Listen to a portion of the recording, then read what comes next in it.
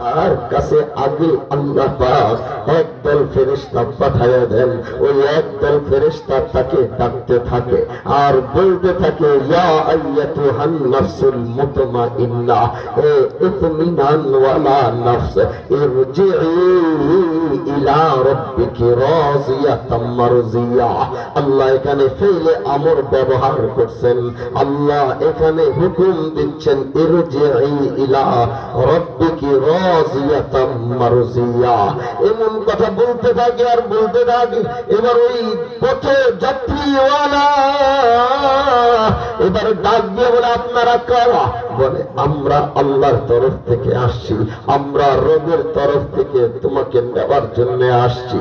এবার ওই ইতমিনান ওয়ালা নফস কি বলে জানেন? মান্দা কি বলে? বলে, কোথায় নিয়ে যাবা?